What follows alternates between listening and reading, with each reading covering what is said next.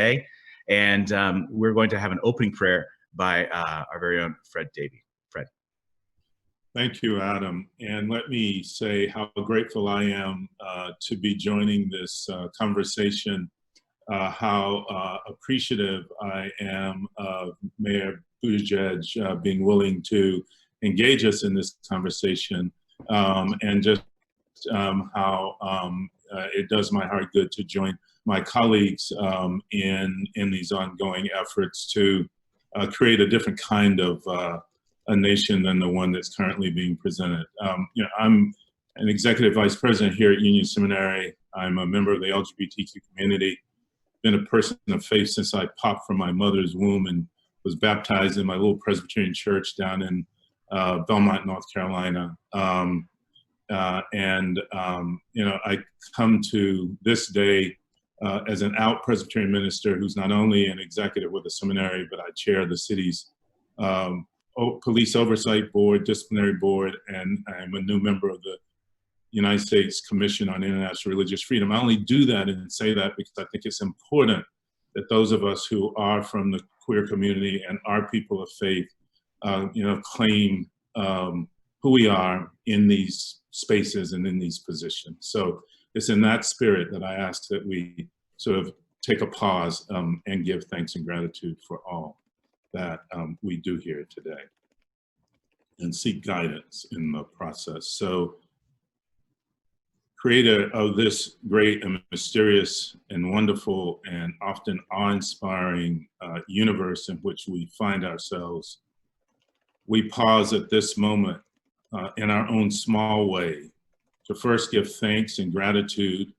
for all the blessings that we have experienced in our own lives, for the privilege that we have to do this very thing that we're doing at this moment.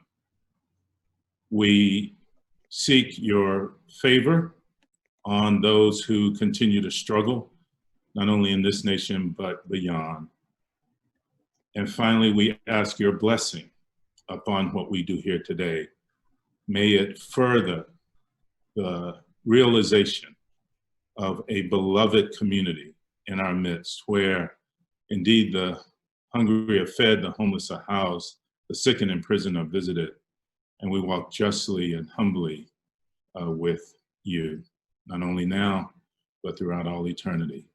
We ask also a blessing upon our speakers, and in particular, Mayor Pete, as he continues to offer this nation a vision of what that beloved community can be.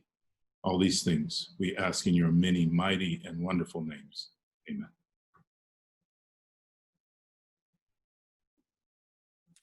Thank you so much, Reverend.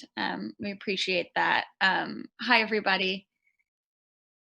I'm Dana, and thank you so much for joining today. I'm so excited to be here today and introducing our very special guest. This is really special for me for two reasons, really. I had the pleasure of working on the mayor's presidential campaign this primary cycle just shortly after I left the White House Faith-Based and Neighborhood Partnerships Office in the Obama administration. During my time in the White House, I worked closely with people of all faiths from all across the country, including many of you on this call or watching this live stream. In my job, I saw the power of faith in politics. And while I had the privilege of seeing faith in progressive politics daily at the White House, it's unfortunately not the mainstream priority. And not seen as a pillar of the Democratic Party.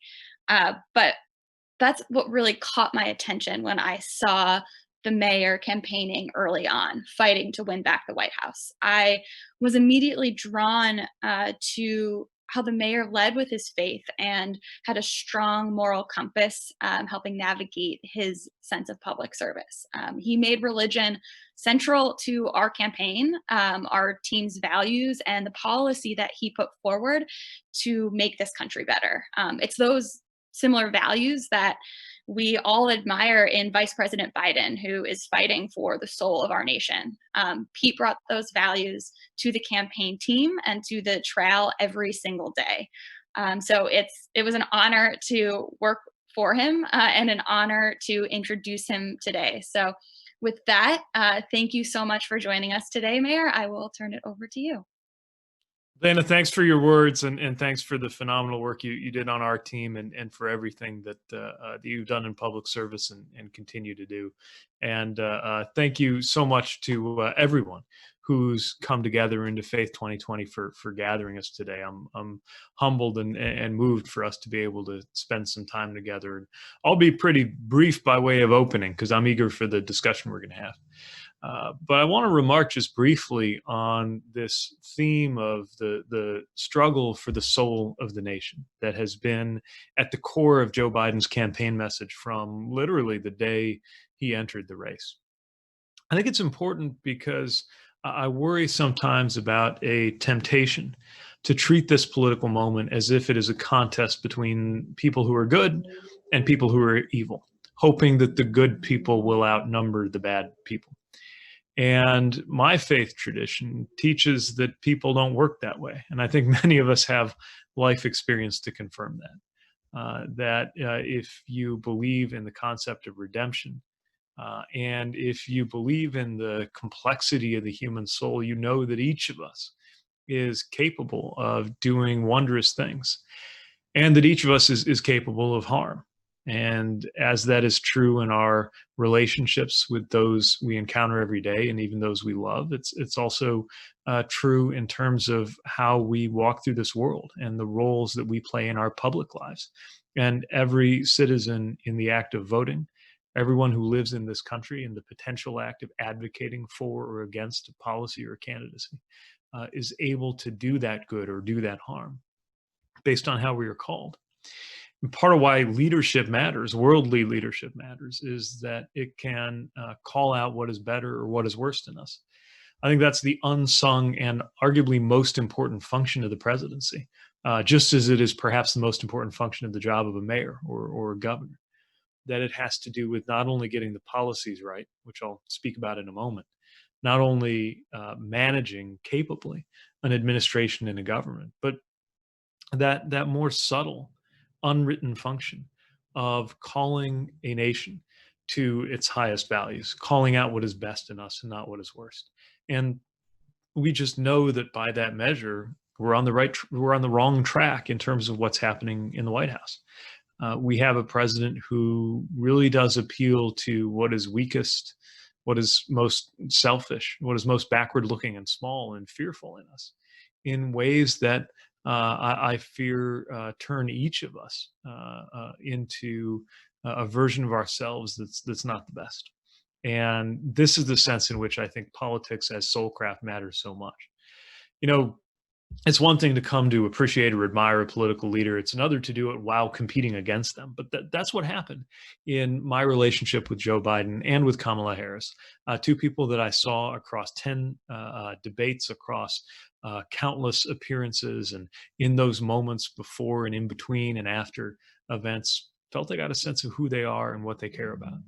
And certainly in this moment, we have a chance to elect leaders who really do view faith never as a cudgel to exclude anybody with, but as a call to a higher and better place. And I think that getting that right is part of how we not only redeem progressive values among the faithful, but frankly, redeem religion among a progressive community who are sometimes skeptical of it. Certainly in the LGBTQ community that I'm part of, many have experienced religion principally as a means or a reason for exclusion, something which, to my view, goes against the very core tenets of my faith and its message of belonging and uplift for all. But nevertheless, that's the experience people have had. And I think many of us here probably feel that tension, sometimes feeling that we're defending progressive politics in a community of believers, but sometimes feeling that we're called to defend faith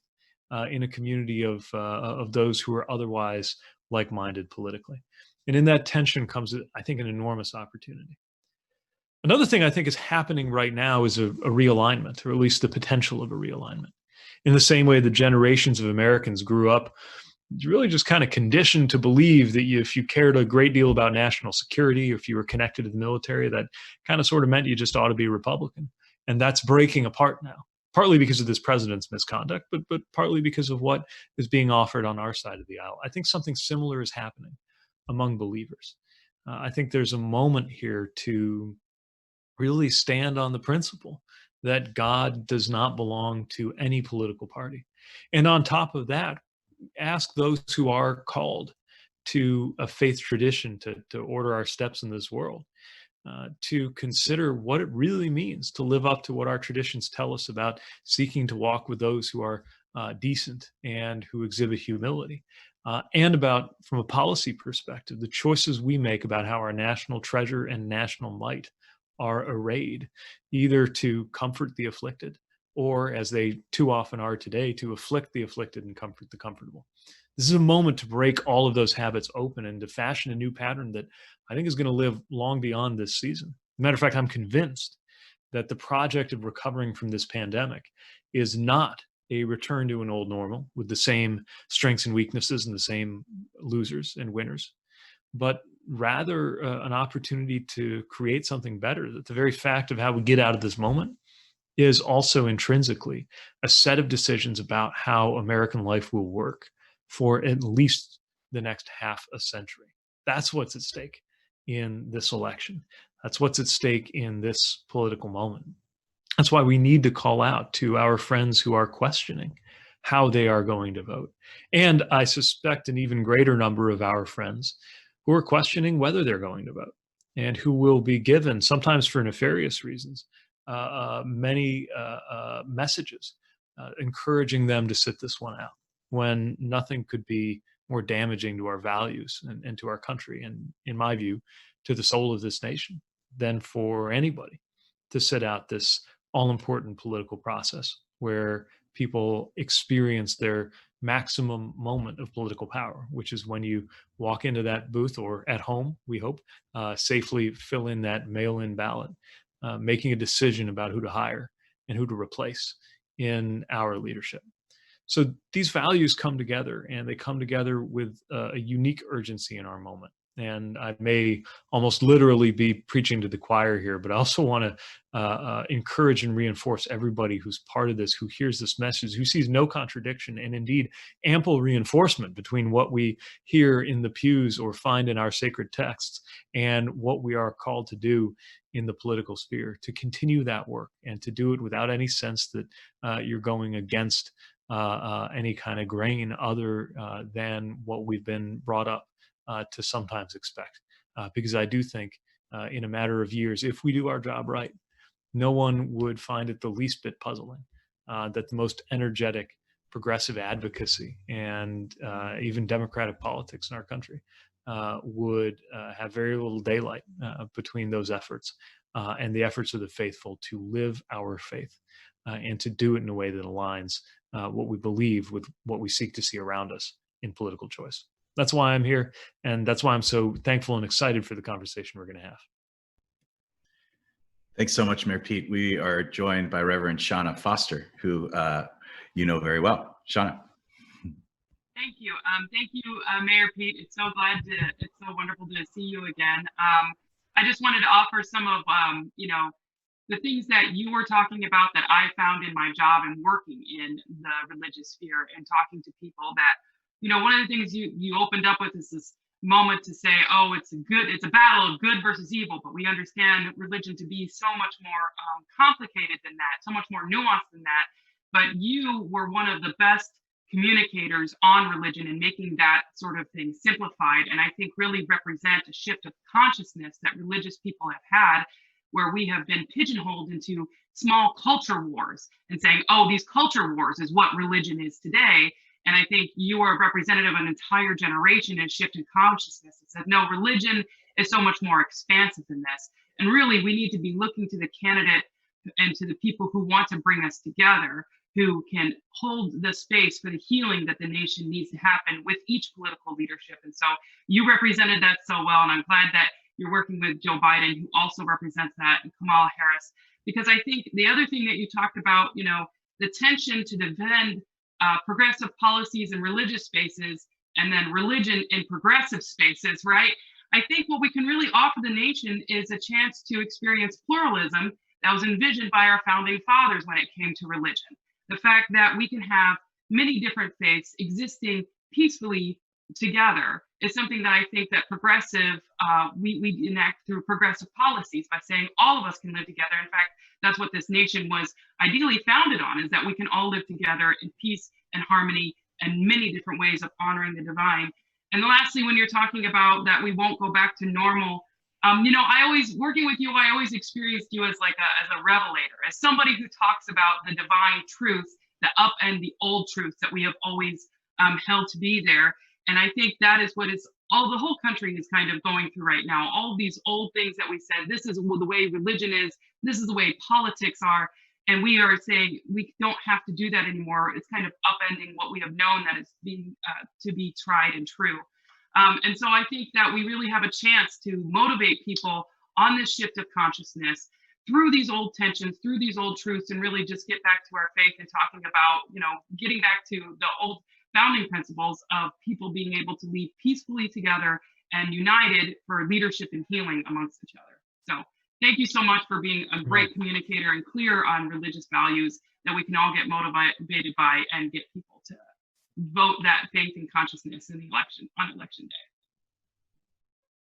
Thanks so much, Reverend Foster. Really great reflections. We're going to have a panel now, a conversation, and our first guest is Reverend Brandon Robertson from San Diego. Brandon. Mayor Pete, so good to be able to be here today with you. My name is Reverend Brandon Robertson. I'm a gay Christian pastor here in San Diego, California. And one of the most horrifying things that we've seen so far in this election cycle is the blatant use of the Trump administration of religion in a way that fundamentally contradicts the values of almost every core religious belief in this country. And yet somehow this blatant abuse of religion is working in Trump's favor among some evangelical voters. So beyond all the surface level reasons we can give for why this is happening, I believe that this really shows that there's a genuine fear in the hearts of some conservatives in this country about who we are as Democrats and what we're seeking to do, and Trump is playing on that fear. So I wonder, how do you think that Democrats on the ground and the Biden campaign in general can try to reach out to this demographic, hearing their fears and assuring them that a Biden-Harris presidency will work for the common good of all people, including them? What a great insight and question. And I think that's the right way to think about it, is to understand that there is fear, and perhaps that fear is rooted in pain for some, and that it needs to be taken seriously, that we can't write anybody off, even if we see them aligning with the politics that we think is repugnant. I do often wonder, as I watch this president wave faith around, what he thinks he's doing, to hold a Bible up while violently pushing back protesters who thirst for justice. Begs the question: what if you opened it? To stand in front of the church as scenery for a photo op makes me wonder, shouldn't you be inside? And I think a lot of us, that's the first thing we think of. But of course, this imagery is being used for a reason, and it is part of a political program. To me, the most important consideration is that not all of us are arriving in this public square with the same field of fact behind us. If you spend any time in certain media environments, or even just certain communities that are habitually and for generations have been conservative, then you know that different facts and a different understanding how the world works is reaching people. And so just that process of encounter itself, which I think is part of what you're describing in your question, is really important. That simple act of reaching out to places where our message might not have been heard. It's one of the reasons why I find it especially useful to go on conservative media, because I know that I'm reaching voters who won't be predisposed to what I have to say, but also I know that I'll be telling them something they might not have heard all day, or indeed at all. We've got to find people where they are. Once we do, We may move them and we may not, but shame on us if we haven't started by reaching out. When we do have somebody's attention, I think the other thing that we can do is to reassure people that nothing's being unfairly taken from them. You know, a basic quality of the human heart is to resist loss. And resisting loss can sometimes morph into resisting change. And resistance to change is, of course, one of the main barriers to justice, whether we're talking about racial or economic justice in this country.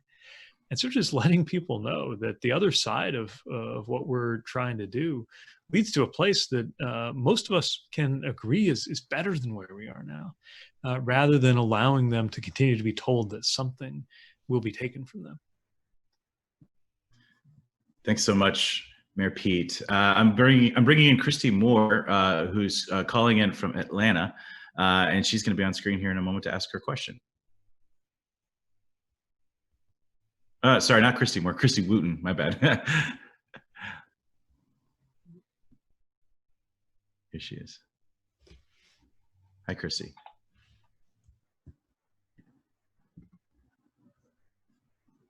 Hi, Christy, welcome. Hi, thank you so much. And thank you, Okay. Mayor Pete, for doing this today. Can you hear me? Great. Yes. Okay, great. I just wanted to ask my question. We, as Christians, we often talk about the beloved community, especially here in Atlanta. It's a big phrase, obviously, because of its connection with Reverend Martin Luther King Jr.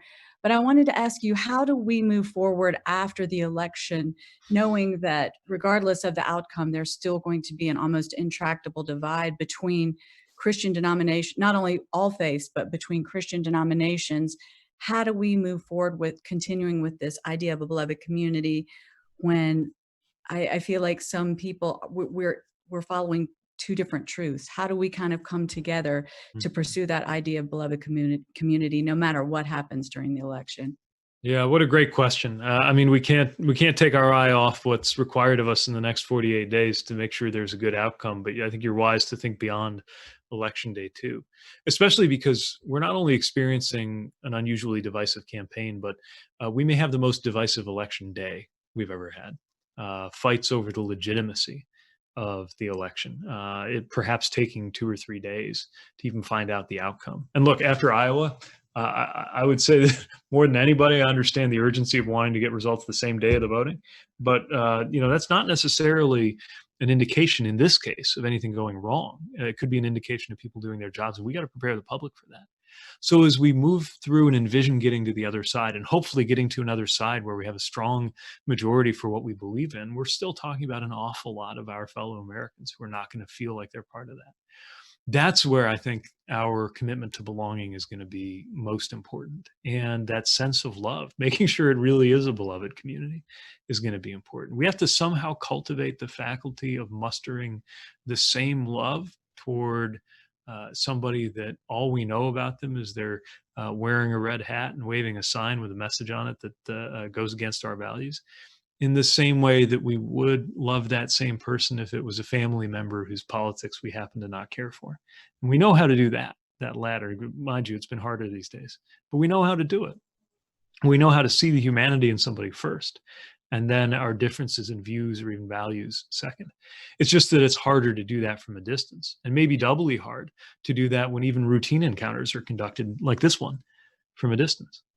And so we're going to have to call on reserves like never before of fellowship and fellow feeling and regard for one another, in order to make sure that even if we don't give, as we must not, an inch on our deepest held values and commitments and beliefs, that at the same time we're making room for that openness and that encounter for others. And it's going to start at the top. It's one of the reasons I really believe in Joe Biden. I'm not just in this because of what we're against. I really believe and know, just from getting to know him, that he's the kind of guy who gets up in the morning, thinks about how to bring people together and make them feel welcome, even if they didn't vote for him, even if they don't agree with him politically. So we'll have that going for us. But honestly, the better part of this is what everybody else does. It's what your supporters and followers do. It's how we treat each other.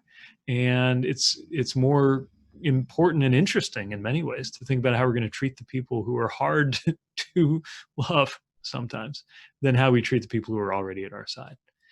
And that's something that's going to have to flow through all the way to the ground level, even to the level of how we conduct ourselves on social media, to have that instinct. How do I stand for what I care about and do it lovingly? And that's an area where, frankly, we may have more instruction to work with from the world of faith than we do from the playbook of politics. For sure. Thank you. Thanks, Thanks, Christy. Christy. Thanks. We have a question from Fred. Davey, next. Thanks, Adam, and again, thanks again, Mayor Pete, for being here. So the issue of race, as much as the issue of religion, is obviously playing a major role in this campaign, not always a positive one.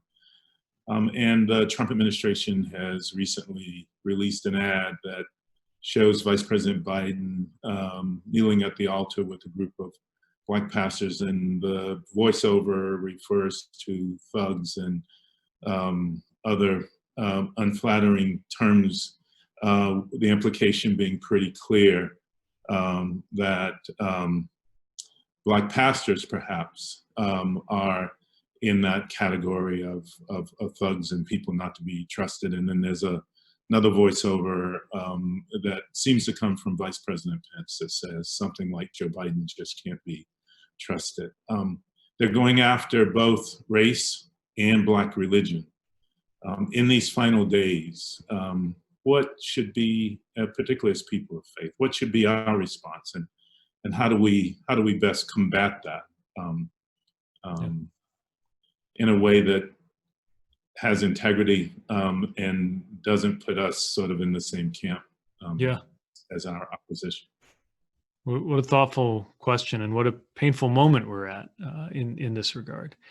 And yet, I mean, among other things, it's worth remembering that activism, what I would think of as progressive activism, fueled by Black religion, before we had the kind of maybe present day conversation about a so-called religious left, the activism of Black Americans guided by faith literally made this country the nearest to a democracy that it's ever been, when it was not before. And so we know the power for good. And I would argue that what Reverend Barber has called a second reconstruction of the civil rights movement is something that made this country better, not only, of course, for the Black Americans whose rights improved, but just simply as a whole, morally as well as politically. And now, as we attend to the unfinished business of that second reconstruction, which was in many ways pushed back on and parts of it defeated in the same way that the first reconstruction was undermined largely by racial terrorism in the 19th century. As we come up on this third and maybe last chance to get this right, we've got to remember that it isn't just those who suffer, although of course it is those who are discriminated against who suffer most, but that the entire American project is suffering, and that the American project the nearest it's ever come to being destroyed was as a consequence of white supremacy. And I think that remains true now. And I think at risk of sounding a little biblical here, I think our generations are the ones that will live to see either redemption or catastrophe when it comes to the American project. But that's also something everybody can and should be part of. My hope for this moment and all the anguish that's poured out, especially over the course of this year, especially in the wake of the murder of George Floyd, is that there have been white allies and white progressives, often clumsily, but very eagerly joining this effort, recognizing that Black voices need to be leading, but also that it is among white people that most of the change needs to happen. And by the way, not just as a matter of defeating the likes of the Aryan Nation, but among everybody who benefits from what Isabel Wilkerson's convincingly called the caste system that we have all been kind of socialized into. You know, I think the hardest thing for anybody to live without is the idea that you're a good person. And I know a lot of people, white police officers here in South Bend, who won't look me in the eye ever since I went to the police department and talked about systemic racism, who are not yet able to hear a phrase like systemic racism without also hearing that their own integrity is under attack, that they're being characterized in personal terms as bad. And we have a chance, I think, to furnish a redeeming language that lets people think better of themselves as they adopt better attitudes and prepare to sacrifice some of the privileges that have been built up over time and shouldn't be there. And to me, that's what it really means to go high when they go low, is to find that redeeming language and extend it to everybody, not in a way that papers over and makes excuses for wrongs, but in a way that helps people feel good about themselves as they cross into the right.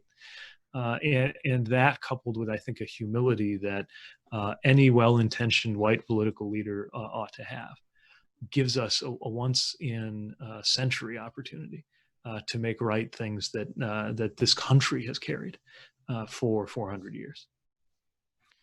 I really love how you talk about redeeming language. And, it reminds me of, well, we have so much name calling going on too, in terms of division. And it reminds me about this poster I had in my old church office. And it was a quote by Dom Helder Camara. It said, "When I feed the hungry, they call me a saint. But when I ask why they are hungry, they call me a communist." I can't tell you how many DMs, emails, phone calls I get calling me a Marxist socialist. So maybe for Mayor Pete, but also this panel, do we have any tips on how to go high when they go low, and to talk on the merits of our faith and policy, rather than these names that really aren't appropriate in this kind of dialogue? Yeah, very, very eager to hear the others on this. I guess for my dime, Scripture offers a way to do this because, for example, certainly in the Christian tradition, right, there are all these moments where they're trying to, and ultimately becomes lethal, but they're trying to fit the teachings of Jesus into some political concern of the moment. And he obviously wasn't very concerned with whether he was conforming to Roman political expectations, just as he wasn't too worried about whether they were going to call him a Marxist or a conservative or anything in between. And so again, it offers us this well of vocabulary. And I think not only the Christian tradition, but each scriptural tradition gives us something to draw on that just might let us get across some of those categories whose silliness is being proved in new ways to us each day. Reverend Jackie. Yeah, thanks. Hey, Adam. Hi, Mayor Pete. Hello. I accosted you one time in DC with a march with William Barber. I was one of the people who just jumped on you, and thanks you for coming. Thanks so much for doing this. Safer distance. Great seeing you again. You too. It's so good to see you. I think I wanted to just echo what you're saying, Mayor Pete, about what the scripture has for a model for us. I mean, to be honest, the gospel writers don't always paint Jesus as perfect. I'm pretty sure brood of vipers was a nice curse word in the Aramaic. So he could do a little name calling too, right? Of the woman with the Canaanite woman that wanted to be healed. I mean, his humanity is what I'm trying to get at. His humanity is in the text, but also what's in the text is a model for living that feeds people before they have good benefits, that heals people when they don't have health care. So I think if we could find a way without judging each other, to invite people to the old-fashioned, when Fred and I were teenagers, haha, Fred, what would Jesus do bracelets. Like, what would Jesus do? Because I think in the way, like Mayor Pete's saying, people don't want to think of themselves as bad. I think they might want to think of themselves as Christian. And I think we might have to help Christians liberate themselves to Christianity. That is really Jesus's Christianity, not empire Christianity. And I think if we can just have good Bible study, honestly, put good word in the world, like break it down, the text doesn't lie about what Jesus valued. And I wonder if there's a way we could be more creative, those of us who are preachers and teachers, to help people to see that, invite them to that new vision that's actually quite ancient. And I also think it's going to take white Christians to do a good piece of this work with that language that lets other white Christians, I was going to say feel good about themselves. I'm not sure if that's the quite the right language, but to understand that this is a fulfillment of their commitment to the gospel, and not just white Christians, but people of goodwill generally, that this is a fulfillment, what it means to be a part of a beloved community. And that, the world is going to change. That's inevitable. The demographics are changing. That's inevitable. And so the question is, how are we going to be in that? You know, are we going to build walls and fences, or are we going to say this is a mutual project, that it's about sharing and mutuality, not domination and control? I can say that, but it looks like my saying it is rooted primarily in my self-interest, you know, as a historically marginalized person. But a Mayor Pete saying it, or Reverend Foster saying it, or Pastor Robertson saying it is a different thing, and brings a different message. So I'll continue to preach the gospel in season and out, you know, as my grandma would have said. But we're going to need our white brothers and sisters to step up to the plate in this too, in a big and major way. And not that people haven't been. I don't want to suggest that. But I think you're going to be a more credible messenger in some ways, and more needed now than ever right now. And I want to be somebody who acknowledges that. I personally am not going anywhere. And Reverend Lewis, those of us who've been preaching this thing for a long time, we're not going anywhere. But it's time. I mean, if you look at the vote from the last election and do the analysis, you know, we didn't show up like we should have, but folks on the other side didn't vote like they should have. All right, I've gone on too long, but I think we need you.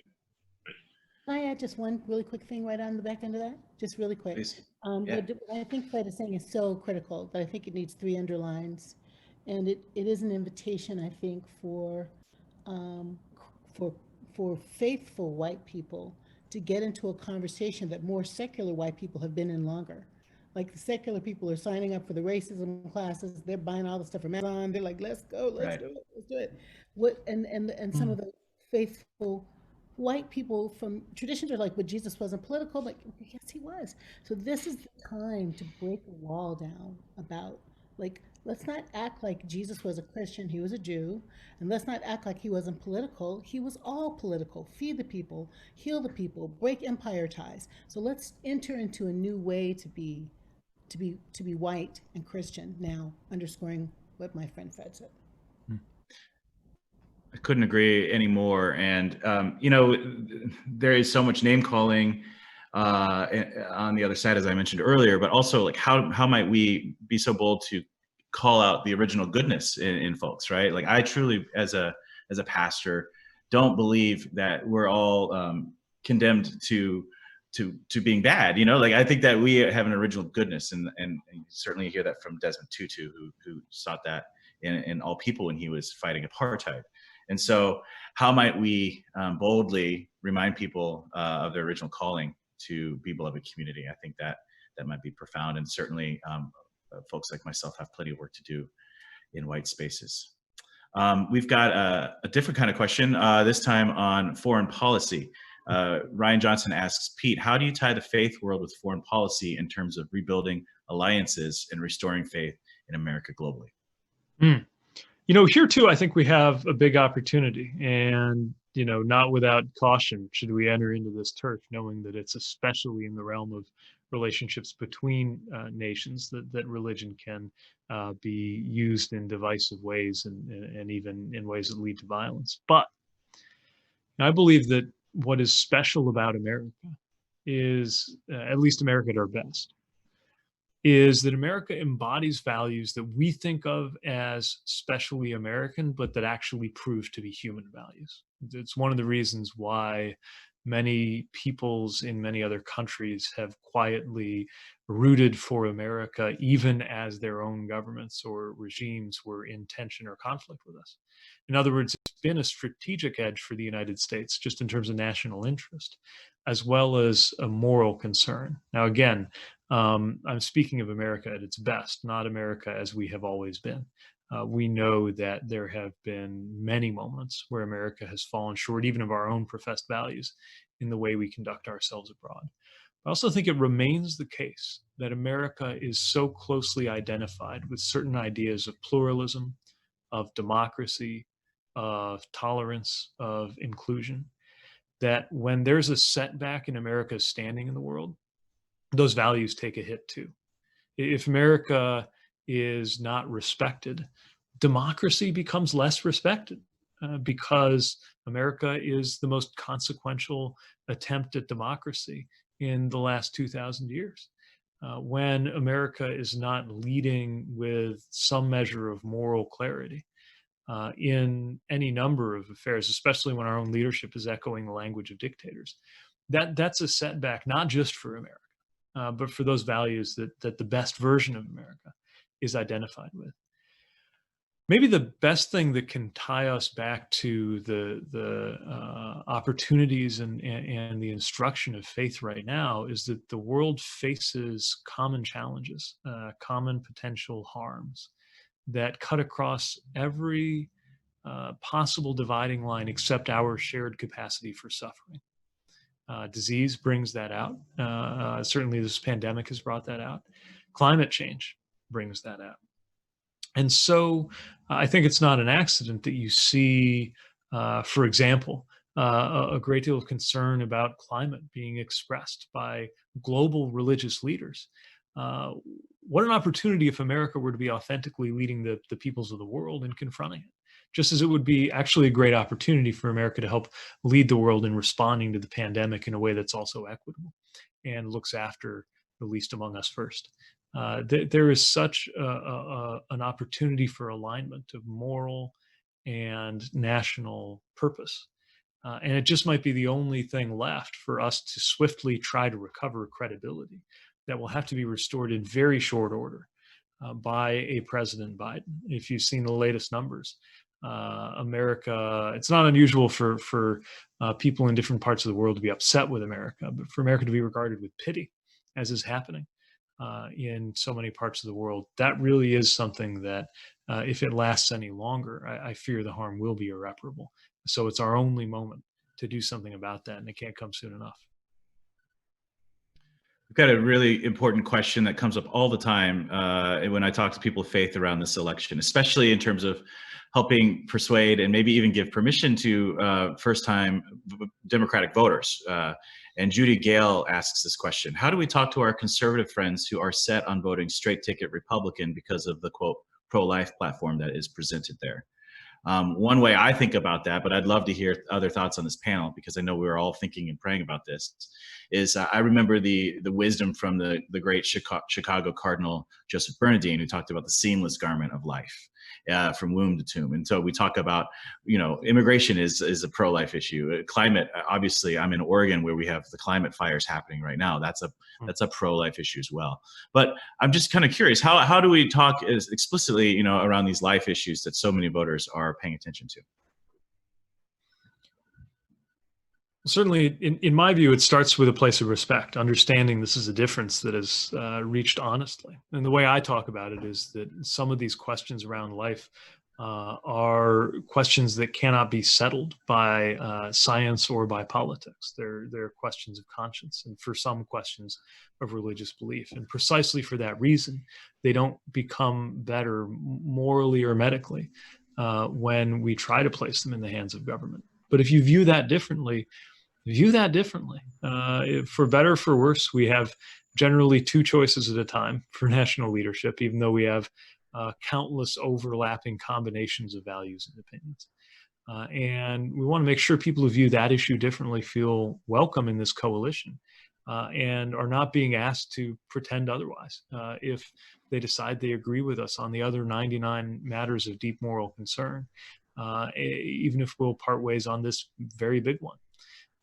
But right now, I think your way of putting it is so important. Let's look at life in all of its dimensions, and the areas that all of us can agree are at stake are the ones that are being so set back by policies that advantage those who are best off and have brought poverty to a level of, frankly, violence in the United States every day.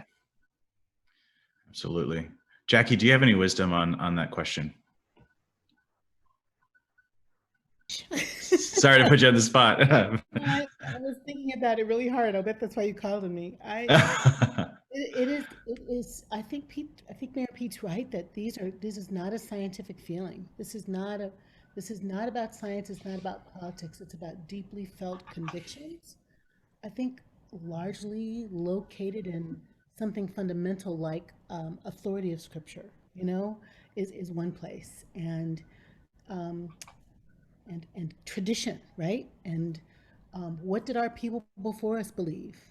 And I think especially, with my psych hat on and these times of fear and anxiety, the things that were the things take on new life for us. They're not just, scripture. It's like a rabbit's foot, it's like magic. It's like, let me hang on to this so I won't die. I really mean that. And at the same time, avoiding name calling, but inviting maybe like a hermeneutic of critique.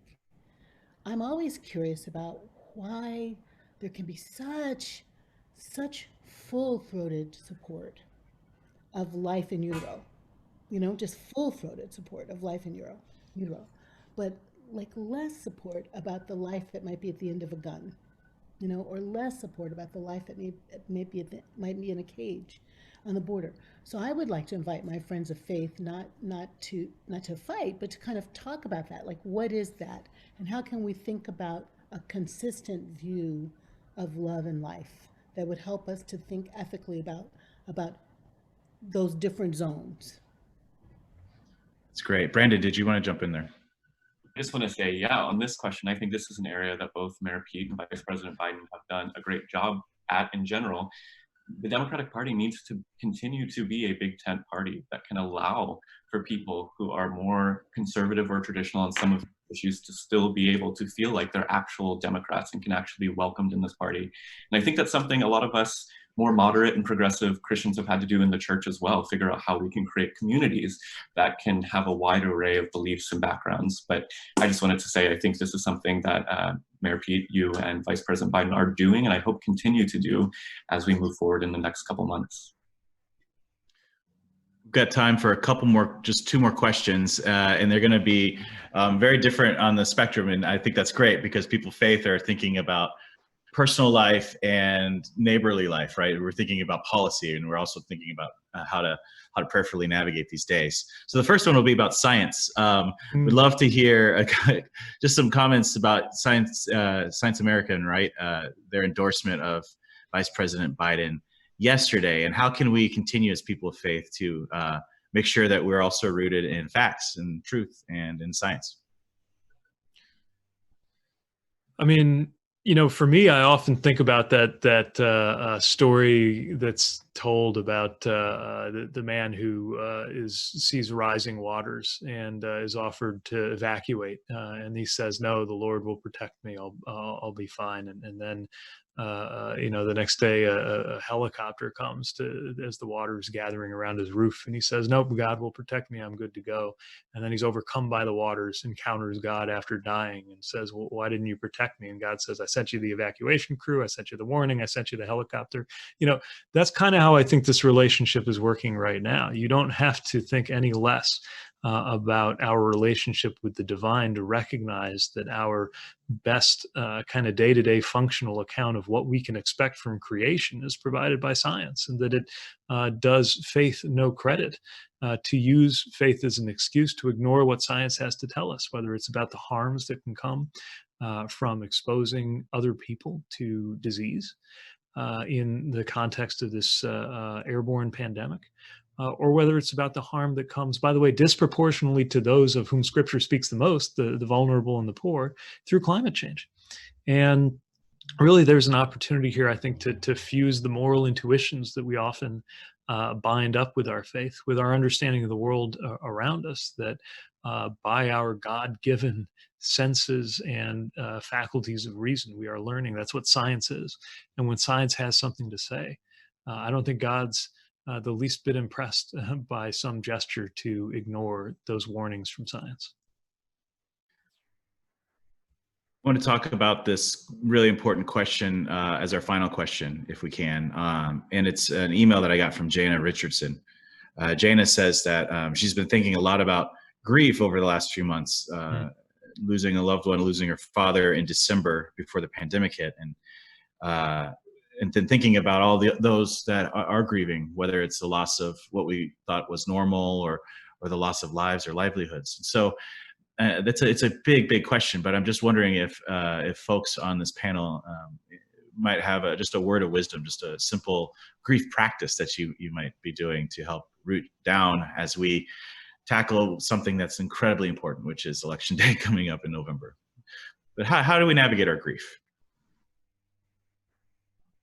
Shawna, did you? Yeah, one of the best things I've ever heard about grief is that grief is a loss of love. The love that was there is no longer present in our lives. And so something that helps me be able to process that is, thinking about, where did that deep love come from? What was the context that brought it into being? How was it loved into being? And, think about that and sit with that and really face how that is gone. And then what can I do to bring this love forward with me? And I think whether you're personally grieving the loss of a loved one, thinking about how you can bring their love forward in your life and your relationships now, or the wider nationhood grief of thinking about what this country could have been, what it should have been, and what it is now. How can we bring the love we have for our fellow neighbors, for what this country should be, a nation among nations? How can we bring that love of country forward to us now into a way that's really helpful and relevant? And what was it that we loved about this country that isn't there anymore? How can we manifest it instead? So that's my personal practice when it comes to grief, but really recognizing what has been lost and what you can do to bring it forward has been helpful to me. So good, so good. Mayor Pete, how do you stay so positive and hopeful? I heard you on the call last night with the Young Believers for Biden, and it was clear that you were resonant with hope in this moment. Do you have any life hacks or tips on this? How do you stay so positive? Well, partly by considering what might be, partly by remembering that the very moments that we think with romantic appreciation in hindsight through history were moments we wish we were there for the action, were actually full of anguish at the time. In fact, I've had a friend joke that the experience we're living through right now is for my generation, just God punishing us for telling our parents we were jealous of them living in the 60s. It's precisely because I tell my students this, who are having obviously a very difficult and attenuated season of study at Notre Dame, that it's not your fault, and I'm sorry you have to go through this. But the other side of the coin is, you're going to be a consequential generation because of what's happening as you come of age. And envisioning the change that could come on the other side of this painful moment, precisely because it's so full of upheaval, is a source of comfort. So is the companionship, which to me has always been the greatest salve for grief. The companionship that we experience, and uniquely experience through the political process at its best. And I miss the forms of companionship we're most accustomed to, the smell of coffee in the campaign office when you throw open the door and pick up your call sheet and sit down next to a volunteer on either side of you. But we're finding other forms of it. And that sense of walking together, I think, is the main thing that's going to get us through this and to a place that's perhaps better than where we would be if all of these terrible things hadn't happened this year. That's such a good word. Thank you very much. Potent conversation, and to root down in hope and not choose fear is a daily task. And so grateful for friends, so grateful for your voice and leadership, Mayor Pete. I want to thank Pete Buttigieg for joining us at this Faith 2020 Roundtable. Do check out his new podcast on the iHeart Podcast Network, The Deciding Decade with Pete Buttigieg. I believe is that right? Yes, that's right. I think we got a new one out today. Yeah, we've had some wonderful conversations, including actually one coming up with Reverend Barber that I'm looking forward to sharing. That's so great. Thanks for joining. We're going to have a closing blessing in a moment, but my name is Reverend Adam Phillips. I lead Faith 2020. We're choosing hope over fear. We'll be doing more roundtables like this in the next, 48 us as we get out the vote by mail, vote safely, encourage your friends to vote. So much is at stake. So you can check us out at faith2020.org or on Facebook, Instagram, Twitter. And so grateful again. Thank you, Pete, for joining us. And now we'll have a closing blessing from Reverend Jackie Lewis. So much, Adam. Thank you, everyone. Thank you, amazing panelists, for coming to be with us. I've been thinking a lot about St. Francis, and my closing blessing is a little bit of an adaptation of his prayer. Let us pray. Lord, make us instruments of your peace. Where there's hatred, let us plant. Where we've been injured, make our accounts short, and let us offer pardon. Where there is doubt, Holy One, increase our faith in you and each other. Where there is despair, let us cry our tears and lean into hope. Where there is darkness, let us celebrate the dark places that are life-giving, womby places of creativity. And let us turn the light on the places of shadow and oppression that hurt and wound your people. Where there is sadness, let us grieve together, cry together, knowing that we make each other's burdens light.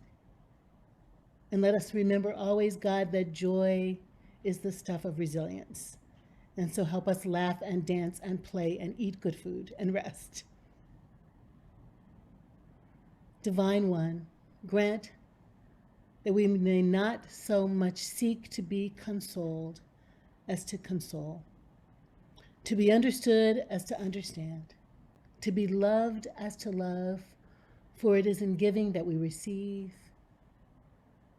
It is in grieving that we are delivered, and it is in dying to our fears that we are born, reborn into eternal life. Amen.